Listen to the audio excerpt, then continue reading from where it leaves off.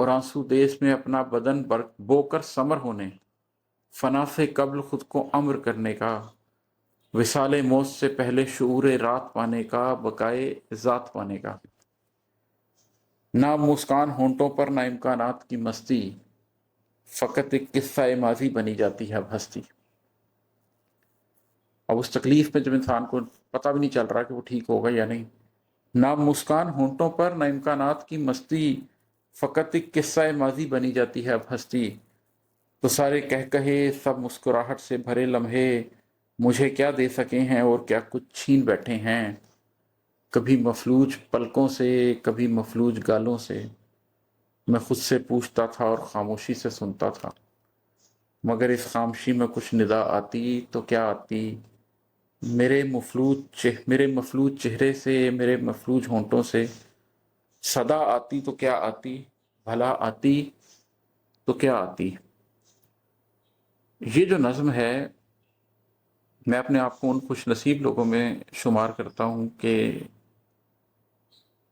जिनको 2 मरतबा ऐसी बीमारी आई, उसके बाद पिछले साल भी एक बीमारी आई, उसका जिक्र अगली किताबों में बात करूंगा मैं, कि ज़िंदगी में 2 दफ़ा ऐसी बीमारी आई कि जहाँ से कुछ लोग नहीं पलट पाते, और उसके बाद उनको ये एहसास होता है कि हमने ज़िंदगी ज़ाया कर दी है, हमारे हाथ में जो वक्त था हमने उसको ज़ाया कर दिया।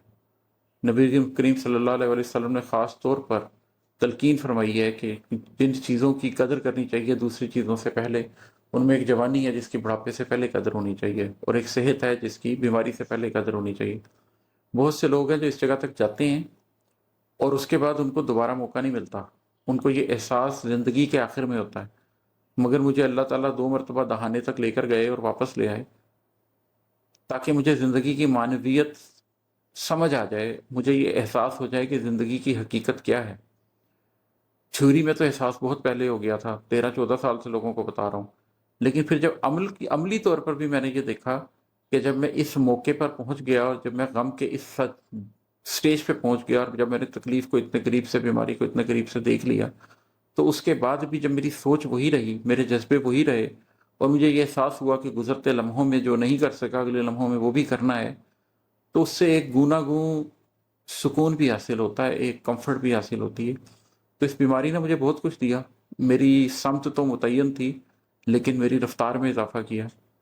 तो अल्हम्दुलिल्लाह कि उसने मुझे बीमारी भी दी तो इस अंदाज़ में दी कि उससे मेरे लिए कोई ना कोई खैर बरामद हो गई। तो ये एक नज़्म थी जो इस कॉन्टेक्स्ट के साथ थी और इसका उन्वान था फ़ालिज।